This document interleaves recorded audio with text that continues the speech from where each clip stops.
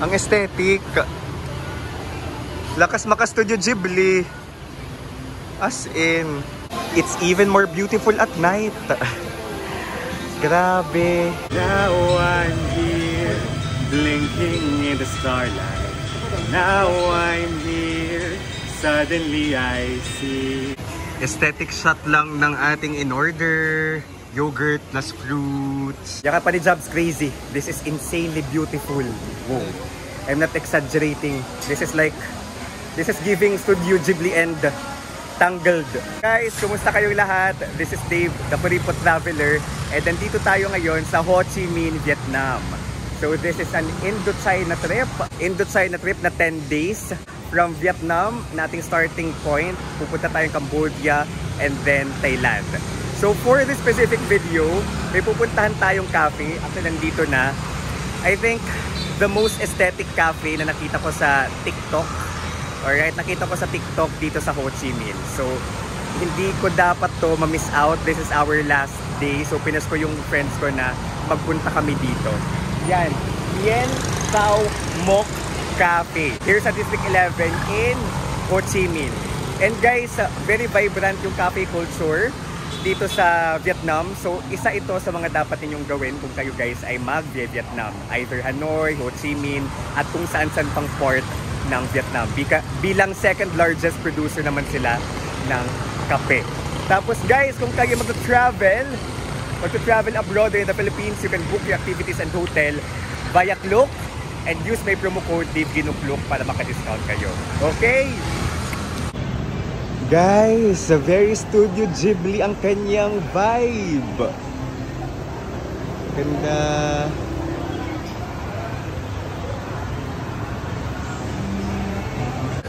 Si Queenie, si Dex, binibidyohan din niya papasok.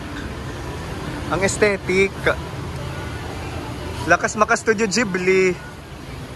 As in, look. Just wow. Ang nice. Aesthetics wise, perfect. 101 over 100 siya for me. 6 stars over 5 stars. Ang ganda. Marami kayong areas na pwedeng tambayan dito. Ang ganda. Like ano pa lang, sulit yung bayad for the photo shoot. Tapos muna yung food dito. Mamaya, check nyo yung menu. Eh, yung activity dito, mag-photoshoot, magkape. Video shoot and magkape. Go! Emote. Nangurog mo ka mo. Pero sakto na ito. Okay. Ganda, may mga pamit.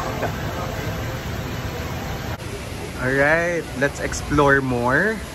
So this is the perspective kapag aakyat pa tayo.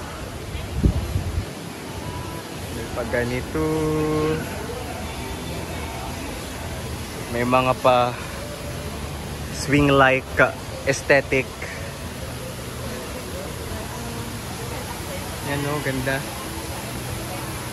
Tapos na tayo sa aesthetic. Kumusta naman ang kanilang drinks and food? Tunaw na. Kaya nag-picture muna. Tunaw na kasi nag-picture muna. Pero aesthetic din. Aesthetic din yung food. Delish. Ikaw, Later I'll order. Picture din muna ako. Ito na yung itsura niya guys. At 5 PM. May mga ilaw na. And I love the effects of the mist. Lakas maka Studio Ghibli. Ulit-ulit ako sa Studio Ghibli kasi yun naman talaga. May mga umbrella. Nag-rice talaga sila. Nagutom kayo after shopping? Rice talaga. Dito mo yun mo. Oh my god. The yogurt plus fruit. Sarap. Delish. Tapos the view. Actually, binayaran natin dito yung food, tapos yung ambience. Pero feeling ko more on ambience kasi mura yung drinks dito. Aesthetic shot lang ng ating in-order. Yogurt plus fruits. Ganda. At mura lang siya. Kutsarain na natin guys. Ang tamis ng mango.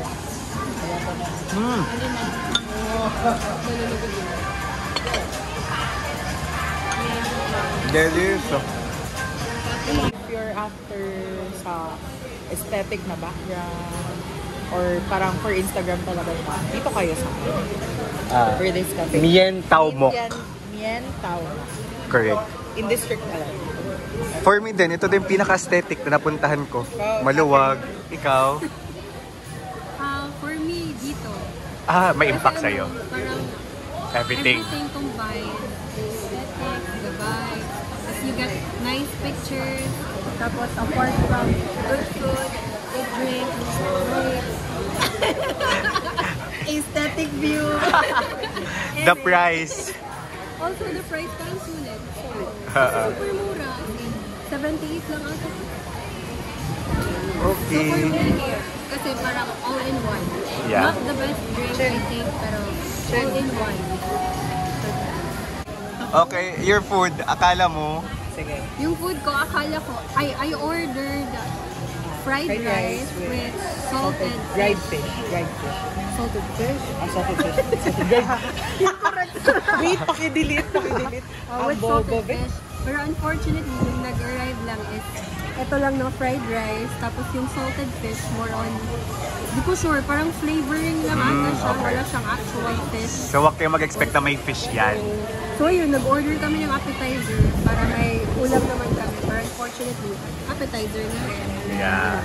Gets. How about you? Yung food-wise, chart. Hindi siya tipong babalikan. Babalikan. And hindi siya yung may impact na, okay, babalikan ko to. Not really the food, pero yung vibes, iba talaga. It's really beautiful. Right. Kung gusto mong mag-relax talaga dito. Hindi naman siya bad food. No, it's not. But Hindi lang siya impactful. Okay. Ate a lot of delish Vietnamese food eh. Thoughts about this cafe? Parang combine yung tradition pati yung modern design.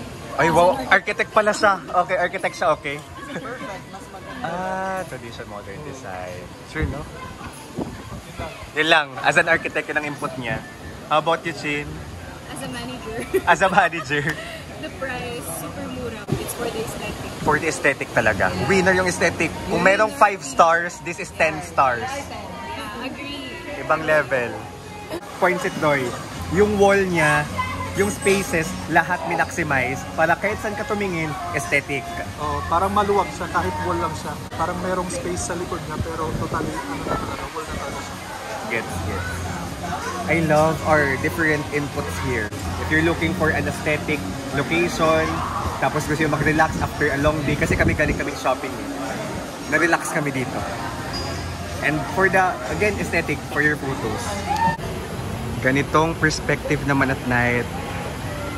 So beautiful. Now I'm here, blinking in the starlight.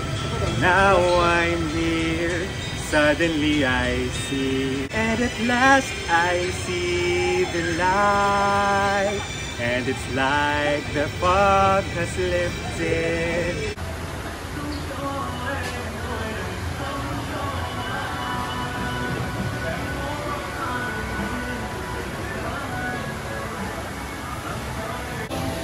It's even more beautiful at night.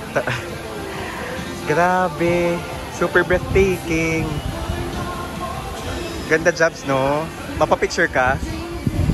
Like, wow, crazy talaga. Ganon. Seryoso yun. Tara. I mean, akin ang camera mo. Wala akong memory. Guys, this is really beautiful at night. Breathtakingly beautiful. Yaka pa ni jobs, crazy. This is insanely beautiful. Wow. I'm not exaggerating. This is giving Studio Ghibli and Tangled for the lantern vibes. Ganda. So yun, again, kung magpupunta kayong Ho Chi Minh, dayuin nyo to. It's really magical, breathtaking, relaxing, ganda. So guys, this is Dave, the Kuripot Traveler. let's live our best lives. Bye-bye!